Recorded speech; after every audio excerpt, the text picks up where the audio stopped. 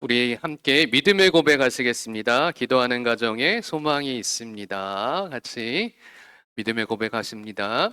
기도하는 가정에 소망이 있습니다. 기도하는 교회에 미래가 있습니다. 기도하는 가정에 소망이 있습니다. 기도하는 교회에 미래가 있습니다. 우리 옆에 있는 분들 소망 있는 가정이 됩시다.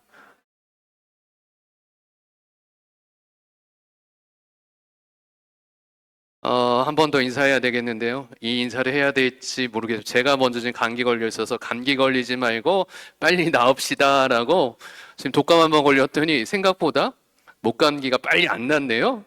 그렇기 때문에 우리가 서로에게 격려하고 힘을 주기 위해서 감기 걸리지 마시고 빨리 회복되면 좋겠습니다라고 감기 걸리지 맙시다라고 옆에 있는 분들에게 인사할까요? 자, 감기 걸리지 맙시다. 감기 걸리지 맙시다. 예. 한 주간 잘 지내셨습니까? 예, 저희들 이렇게 얼굴을 배우니 너무 반갑습니다. 그러나 저처럼 감기 걸리신 분들도 있고, 다시 그러나 이렇게 밝게 이 하나님의 축복된 구원의 잔치에 우리가 달려왔습니다. 그러게 오늘 이 말씀 들으며 새 힘을 얻고 다시 이 한 주를 승리하는 우리가 되었으면 좋겠습니다. 주보에 보시면 저희 맨 위에 보면 항상 절기에 오늘이 무슨 절기인지 표시를 합니다. 저희는 교회 십자가에 불이 들어오잖아요. 지난주까지는 녹색 불이었습니다. 창조절이어서. 그러나 오늘부터는 이게 내려왔지만 밑에 끝에 살짝 보이죠? 무슨 불이 들어와 있나요? 보라색이 들어와 있습니다. 이때를 대림절이라고 합니다. 대림절이 무엇인지 잠깐 좀 이야기하고 혹시 우리가 잊고 있을 수도 있으니까 대림절은 기다리다, 기대하다, 예? 그 다음 강림, 임한다. 그래서 대림절, 기다리는 거. 하나님이 임하심을 기다립니다. 예전에는 대강절이라고 했어요. 그러니까 강림이나 대림절 했는데 대강절하면 어감 때문에 그런지 어느 순간 다 대림절로 바꿨습니다. 그럼 이 대림절은 무엇하는 절기냐? 제가 이렇게 잘 기억하시라고, 이제 대림절 오면 이렇게 기억하시라고 밑에 정의를 좀 적어놨어요. 한번 같이 읽어볼까요? 예수 그리스도의 탄생을 기념하는 성탄을 준비하고 재림할 구세주를 기다리는 시기. 두 가지예요. 이 대림절 오늘부터 시작인데 두 가지를 준비하는 거. 이제 우리가 12월 25일 성탄절을 준비하는 겁니다. 성탄절을 준비하는 거죠. 그리고 또 하나는 무엇인가요? 재림할 구세주. 예수님이 다시 오신다고 약속하셨잖아요. 그 약속을 기다리는 시기. 이 두 가지를 기다리며 준비하는 시기예요. 그리고 우리가 좀 하나 더 생각해 봐야 될 게 우리가 달력에 지금 태양력이잖아요. 그러니까 11월 마지막 일인데 음력으로 치면 1월 1일이 태양력의 새해인데 우리 음력으로 하면 내년에는 2월 달에 설날이 있잖아요. 새날이 시작되잖아요. 이렇게 양력과 음력이 있듯이 교회에도 교회력이라는 게 있습니다. 그러니까 교회로 치면 교회에 설날이 있는 거죠. 그 설날이 어느 때부터 시작하냐 하면 바로 이 정도 힌트를 거의 다 드린 건데 바로 오늘부터입니다. 교회력은 종교력은 믿음의 신앙은 어디부터 시작하냐 하면 대림절부터 시작합니다. 대림절을 첫 번째 집어넣은 이유가 있어요. 기독교인들에게 가장 중요하기 때문에 맨 처음부터 집어넣었습니다. 우리가 우리의 신앙의 근본을 기억하기 위해서 기억하는 겁니다. 그러니까 무엇을 기다린다고요? 예수님의 오심을 감사하고 기다리면서 또한 다시 오실 심판주로 오실 주님을 우리는 뭐하는 사람들이다? 기다리는 사람들이다라는 걸 각인하기 위해서 이 대림절을 전통적으로 지켜왔습니다. 그러기에 우리는 이 대림절 기간 세상 사람들처럼 그렇게 지내면 안 돼요. 세상 사람들은 뭐 하나요? 이 12월이 오면 뭘 준비해야 되죠? 망년에 그다음에 뭐 이런 것들을 하잖아요. 그게 아니라 우리는 새롭게 시작하는데 이 한 달 동안 우리는 무엇을 준비해야 될지 오늘부터 제가 오늘 세 가지를 여러분들 동사로 세 가지 딱 알려드릴 테니까 머릿속에 집어넣고 한 달 동안 성탄절을 준비하고 재림을 준비하는 주의 거룩한 성도들이 되었으면 좋겠습니다. 그럼 첫 번째 동사는 이겁니다. 1번부터 같이 보겠습니다. 1번 같이 한번 읽어보겠습니다. 깨어 있으라 영적 각성. 이때는 대림절 기간은 모든 사람들 영적 각성의 자리로 부르십니다. 로마서 13장 11절을 한번 읽어보겠습니다. 13장 11절 같이 읽겠습니다. 또한 너희가 이 시기를 알거니와 자다가 깰 때가 벌써 되었으니 이는 이제 우리의 구원이 처음 믿을 때보다 가까웠음이라. 로마서로 편지를 보낼 때는 예수님이 부활 승천하시고 바울이 한 30년 정도 지났어요. 그러니까 예수님이 처음 다시 오시겠다는 약속보다 30년이 지났죠. 그러니까 깨어 있어야 되는 이유는 누가 오실 때가 가까웠기 때문에 예수님이 오실 때가 가까웠어요. 그러면 바울이 썼던 이 편지보다 예수님이 오실 때 우리는 지금 얼마나 더 지난 거예요?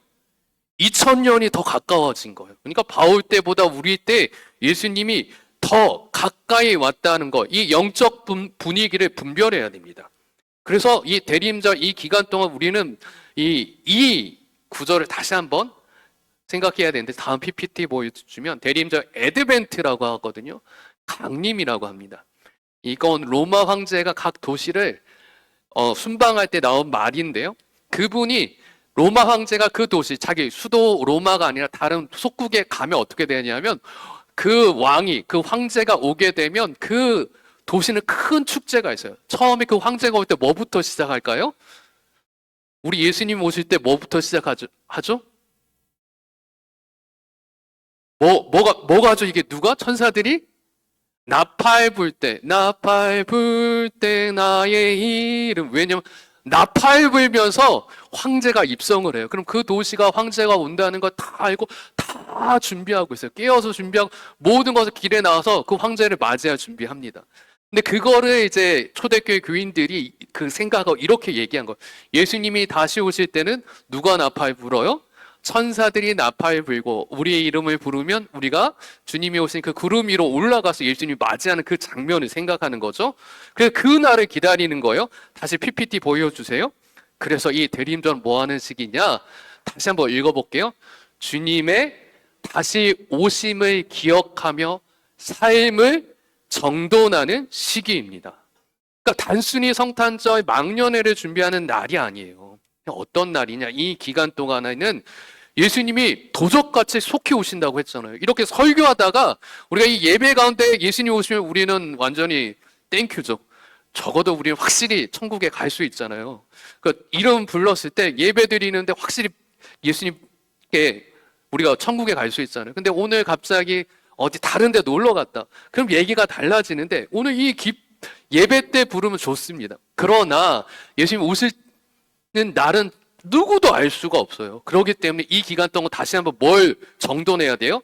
내 삶이 깨어서 영적으로 분별하고 있는지, 예수님이 오실 준비는 되었는지를 바라보는 시기가 이때라는 거예요.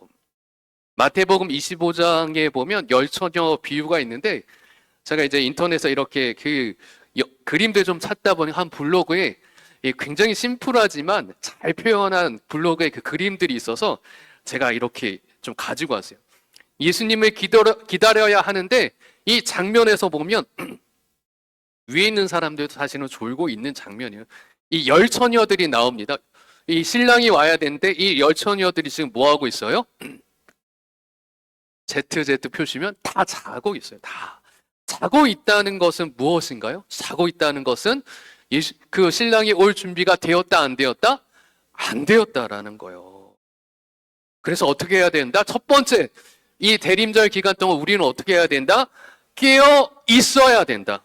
깨어 있어야 되는 거예요. 여러분 육신적으로도 깨어 있고 영적으로 깨어 있어야 됩니다. 교회는 PPT 다음 장을 보여주세요. 다음 장. 이걸 같이 한번 읽어볼게요. 우리는 이 세상의 시간의 흐름에 맞추는 공동체가 아니거든요. 한번 같이 읽어보겠습니다. 교회는 세상의 흐름에 묻히는 집단이 아니라 하나님의 시간표에 맞추어 사는 공동체입니다. 그러니까 지금 11월이고 12월이니 막 계획을 짜야 되죠. 막년에 계획 짜야 되고 누구랑 막년에 파티는 어디서 할지 누구를 만날지 막 계획 짜야 되는데 그 세상의 흐름 때문에 이제 시간이 끝나는 거구나, 그 정리하는 거구나, 이렇게 흐름에 맡기면 안 된다는 거예요. 우리는 이 세상의 흐름이 아니라 누구의 시간표에 맞춰야 돼요? 하나님의 시간에 맞춰야 돼요. 예수님, 우리가 막 놀고 흥청망청 막 망년에 놀고 있을 때 갑자기 예수님이 오시면 우리 당연히 다 구원받겠지만 굉장히 민망한 순간이 올 수도 있다라는 걸 생각하시고, 이 성탄절, 이 대림절 기간은 우리가 깨어 있어야 되는데 어느 시간에 맞춰 움직여야 된다? 하나님의 시간에 맞추어 사는 공동체가 되기 위해서 우리가 노력해야 된다는 것을 반드시 기억하시기 바랍니다. 그래서 여러분에게 또 숙제를 드릴게요. 지난주 숙제 잘하고 오셨겠지만, 주에 대해서 생각해 오라고 하셨지만, 오늘은 이렇게 물어보게. 우리 공동체에게 지금 내가 자고 있는 지점이 어떤가? 그러니까 영적으로 깨어 있어야 돼요. 예수님이 오심을 기다리고 그것을 소망해야 되는데, 내가 지금 그것을 전혀 생각하지 않고 무엇만 바라본다? 이 세상의 망년에만 바라보고 뭔가 이 세상에만 두려움, 걱정만 바라보고 있는 지점은 어디인지 한번 이 한 주간 동안 생각해 보셨으면 좋겠습니다. 두 번째는 이겁니다. 그러면 깨어 있으면서 무엇을 해야 됩니까? 두 번째 같이 읽어보겠습니다. 준비하라. 회개의 삶. 준비해야 돼요. 예수님이 오시는데 준비하지 않을 사람이 어디 있습니까? 우리가 지금 대신방 기간인데 이번에는 특별하게 내년에 대신방을 봄에 하기 위해서 대부분 교회에서 했지만 집에서 대신방을 받은 분들도 있습니다. 여러분 대신방 받을 때 어떻게 합니까? 어떻게 해요? 대신방 한다고 제가 담임 목사 딱 간다고 하면 그날 어떻게 합니까? 일단 첫 번째 뭐부터 해야 돼요? 청소부터 해야죠. 평소의 모습대로 있으면 안 되잖아요. 청소해야죠. 왜? 나는 365일 깨끗한 사람이야. 적어도 목사님 오시고 우리 목자들 오고 신방대원들 오는데 나는 이런 사람이야 라고 보이기 위해 적어도 막 청소하잖아요. 청소하고 뭘 준비하잖아요. 이런 준비된 삶을 살아야 됩니다. 그럼 우리에게 있어서 이 준비하는 것은 무엇인지 한번 생각해 보는데, 다음 그림을 보여주면 이래요. 여기선 아까 전에 10명 중에 5명은 슬기롭고 5명은 어리석은 처녀였죠. 5명의 슬기로운 처녀는 뭘 준비했습니까? 당연히 등잔도 준비했지만 옆구리에 녹색으로 된 뭐가 차져 있어요? 기름병이 보이죠? 기름병이라고 우기겠습니다. 녹색인지 눈에 잘 보이니까. 저 그린 사람 이렇게 표현했는데 너무 직접적으로 잘 표현해서 기름병을 준비했어요. 그럼 기름병을 어떻게 준비하죠? 이 대림절 기간 동안 우리는 기름병 뭘 준비해야 되나요? 올리브유로 준비해야 되나요? 포도씨유로 준비해야 되나요? 아니면 좀 싼 백설, 식용유로 준비해야 되나요? 그게 아니잖아요. 그 준비해야 되는 기름이 무엇인지 바울이 오늘 본문에서 얘기하고 있어요. 13장 12절 먼저 같이 읽어보겠습니다. 12절. 밤이 깊고 낮이 가까웠으니 그러므로 우리가 어둠의 일을 벗고 빛의 갑옷을 입자. 기름을 준비하는 게 뭐 하는 거예요? 어둠의 일을 벗고. 그러니까 이거는 여러분 각자의 여러 가지 일들을 생각해 보셔요. 지난주 우리가 한 주 동안 내 안에 숨겨진 죄를 찾아보라고 했잖아요. 그러니까 이 죄를 먼저 뭐 해야 되는가? 내 안에 있는 어둠이나 죄부터 일단 다 찾아야 돼요. 어둠에 벗고 빛의 갑옷을 입는 거예요. 빛의 갑옷을 어떻게 입죠? 빛의 갑옷은 어떻게 입는 건가요? 이것을 또 바울은 한 번 더 설명을 해줍니다. 우리가 이렇게 뭐지? 갑옷을 사서 닦아야 되나 이렇게 생각하실까봐 14절에 한 번 더 설명을 해줘요. 14절 한번 보겠습니다. 오직 주 예수 그리스도로 옷 입고, 여기 노란색까지 읽어볼게요. 그리스도로 옷을 입고. 그리스도로 옷을 입는다는 게 무엇인가요? 우리 개인에게 기름을 준비하는 게 그리스도로 옷을 입는 거, 우리가 하는 거, 무엇을 하라는 거죠? 그러니까 그리스도로 옷 입는다는 거 아주 간단해요. 예수님을 닮으라는 얘기예요. 예수님을 닮으면 예수님처럼 말하고 예수님처럼 생각하고 사람들 대할 때 예수님처럼 하라는 거예요. 그리스도로 옷 입는다는 거. 이게 기름을 준비하는 거라고 합니다.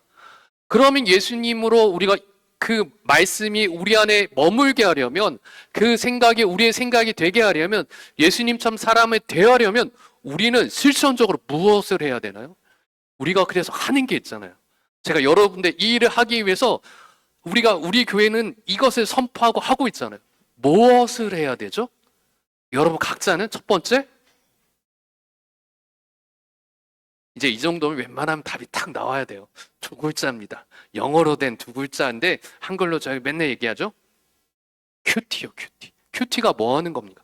조용한 시간에 누구를 만나는 거예요?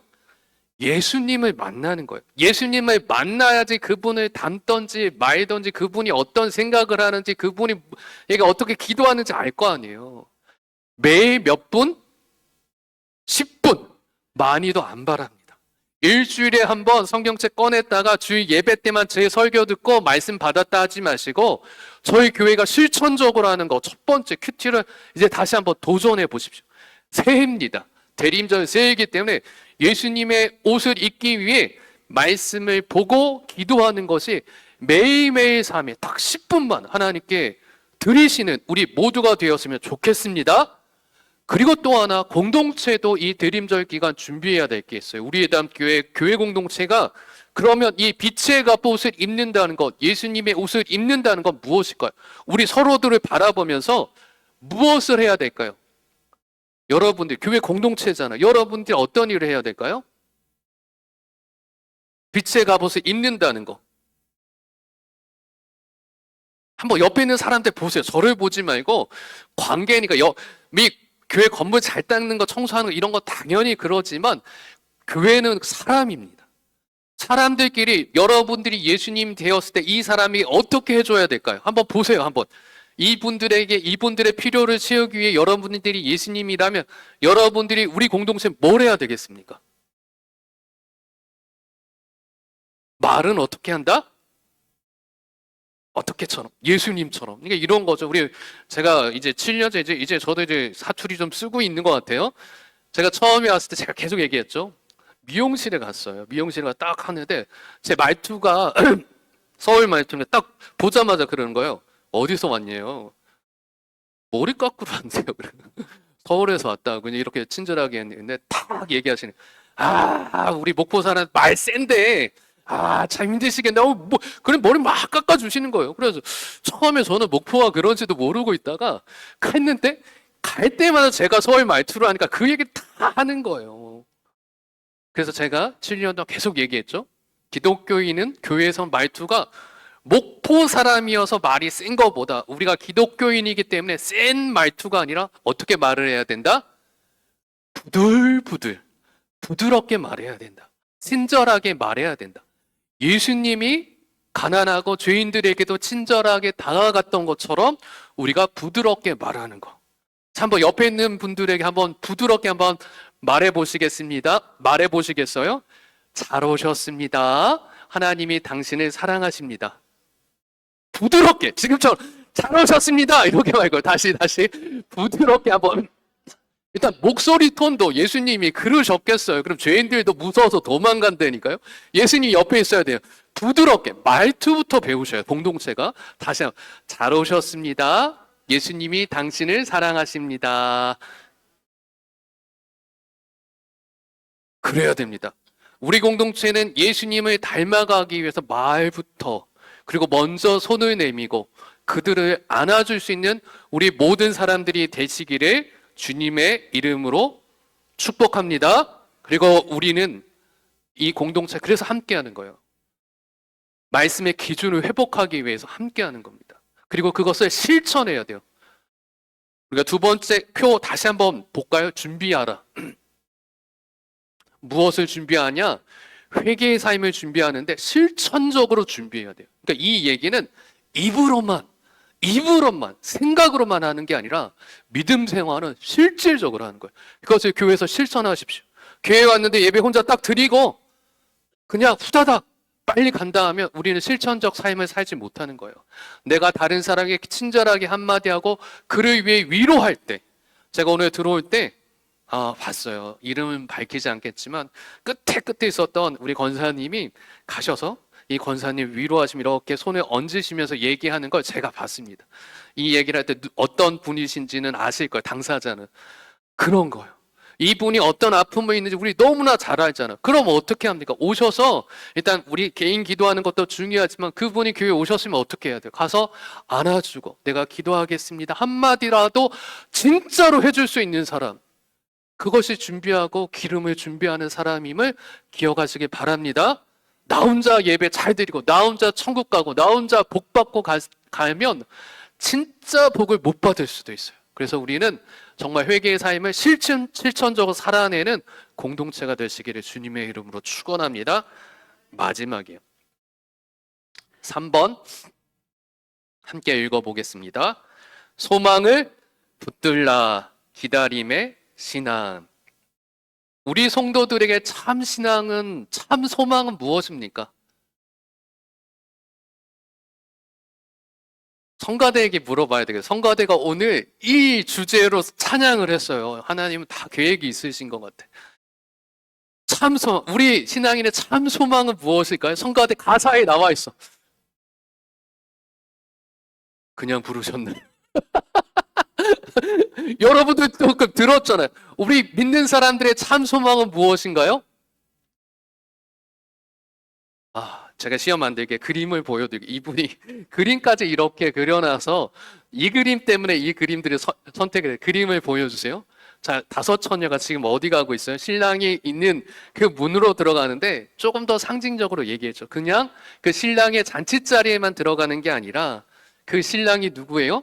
우리의 참 신랑인 예수님이고 천사들이 나팔을 불고 있고 어디에 들어가죠? 그래, 노란색 글자에 천국 잔치에 들어가자라고 하잖아요. 우리의 진짜 소망은 무엇입니까? 천국 가는 거 아닙니까? 요즘에 주식이 많이 올랐기 때문에 주식 6천까지 오르는 게 참 소망이십니까? 요즘에 전라도에 인구를 57만까지 올리겠다고 전라도 도지사가 얘기를 했어요. 할렐루야죠. 그럼 이 지역 주위 20만 명이 늘어내. 우리 모든 땅값도 오르죠. 교인도 늘어날 거예요. 막 여러 가지 잘 될 거예요. 이게 우리의 참 소망인가요? 물론 작은 소망은 됩니다. 저도 그 뉴스 보고 좋으니까 머릿속에 기억하고 있죠. 지역이 잘 되는 것. 그러나 진짜 소망을 잊어버리시면 안 되는데 우리의 참 소망은 무엇이다? 어디 가는 거예요? 천국에. 이곳의 소망이 아니라 천국에 소망을 두는 거예요. 그래서 저는 이 소망을 기다리는데 어떻게 기다리는 거냐? 저는 이것을 소망의 능동적 기다림이다라고 좀 정의를 좀 내려봤어요. 소망을 기다린다는 거 수동적이잖아요. 그냥 기다리고 가만히 있는 거잖아요. 근데 그게 아니라 이 천국은 능동적으로 기다리는 거예요. 그래서 주님이 나팔 부실 때 우리가 그 능동적으로 그곳에 들어가기 위해서 이런 기다림의 자세로 2가지 자세로 우리는 이제 이 대리인도를 준비하려 합니다. 자, 소망의 능동적 기다림 첫 번째 한번 읽어볼까요? 첫 번째, 맡겨진 자리에서 충성하는 것. 다시 한번 1번, 맡겨진 자리에서 충성하는 것. 여러분의 삶의 자리에서 최선을 다하십시오. 가정에 최선을 다하고 직장에서도 최선을 다해야 됩니다. 특별히 우리가 장로교잖아요. 이 직장에 최선을 다해야 되는 거, 근면 성실하게 해야 된다는 건 칼빈이 장로 전통의 시조인데 그분이 그런 얘기를 했어요. 직장에서 정말 열심히 일하는 것도 거룩한 일이다. 그리고 그 일을 정말 믿는 사람들이 최선을 다해서 해야 된다라고 했습니다. 여러분, 가정에서도 직장에서도 맡겨진 자리에서 충성을 다할 수 있는 우리 모두가 되시기를 주님의 이름으로 축원합니다. 2번째는 이거예요. 우리 믿는 사람 2번째 이렇게 기다려야 됩니다. 같이 읽어보겠습니다. 언제 오셔도 부끄럽지 않은 삶의 태도 갖기. 앞에가 중요해요. 부끄럽지 않은 삶의 태도는 굉장히 중요한데 앞에 뭐가 적혀 있어요? 언제 오셔도. 우리가 인간이기 때문에 잘 미뤄요. 저도 참 잘 미루는 나쁜 버릇이 있어요. 그러다 보니 우리 인간들은 어디까지 열심을 가지고 이 부끄럽지 않은 삶의 태도를 기다리나 봤더니 제가 이렇게 30년 목회 생활 쭉 하면서 봤더니 언제까지 미루냐면 죽을 때까지 미루시더라고요. 요거하고 저 소망 이루고 우리 자녀들 좀 잘 돼가고 우리 손주들 다 하고 증손주 다 하고 이러면서 계속 미뤄요. 하나님 앞에 내 것을 하나님 앞에 충성을 다하기 전에 무언가 계속 미루고 있습니다. 근데 여러분 기억하셔야 돼요. 우리의 인생은 여러분 이곳에 있는 분들은 아브라함처럼 175세까지 살기를 주님의 이름으로 축원합니다. 그러나 그것보다 더 중요한 건 무엇이냐면 주님이 지금 당장 오셔도 우리는 너무나 기쁘고 행복하고 감사하고 소망을 가지시기를 주님의 이름으로 축원합니다. 그렇기 때문에 주님이 당장 오시면 혹시 내가 부끄럽지 않은지, 내 안에 죄가 있지는 않은지, 내 삶이 하나님이 주신 그 놀라운 십자가의 은혜를 감당하고 있지는 그 은혜를 값싸게 만들어 버리지는 않았는지 반드시 돌아보시기를 바랍니다. 그리고 오늘 특별히 여신도 총회가 있습니다. 임원들이 조금 이따가도 뭐 설교를 하겠지만 여신도 총회에서 맡으신 분들이 어느 정도 이미 다 내정돼서 다 얘기를 하신 것 같아요. 여러분 그 자리 하나님 주신 엄청난 축복의 자리입니다. 그 일을 위해 어떻게 하자? 최선을 다하십시오. 하나님의 자리에 앉을 수 있는 것, 하나님의 사역에 동역을 할 수 있는 것, 그것은 엄청난 축복입니다.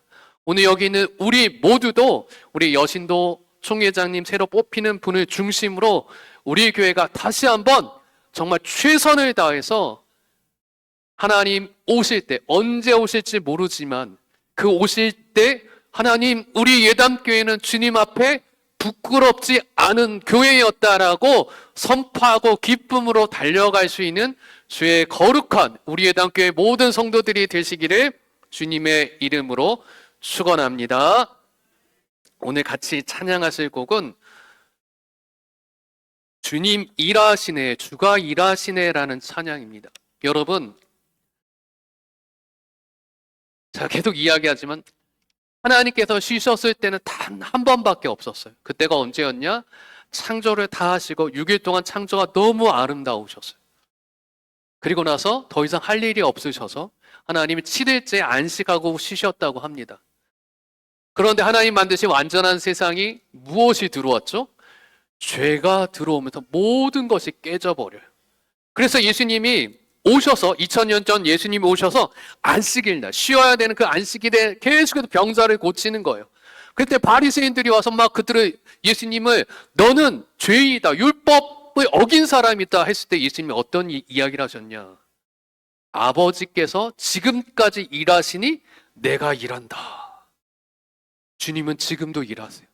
주님이 이 땅에 오시기 위해서 하나님 나라를 사역을 이루고 하나님 나라를 확장시키기 위해서 하나님은 지금도 일하고 계십니다. 하나님 오늘 이 대림절 기간 여러분들을 하나님의 일꾼으로 동역자로 부르셨어요. 오늘 그분의 일하심을 믿고 우리가 그 자리에 나아갈 수 있도록 오늘 이 찬양 결단하며 그분의 오심을 그 소망을 바라보며 이 찬양으로 결단하며 나아가시기를 바랍니다. 함께 찬양 드리겠습니다.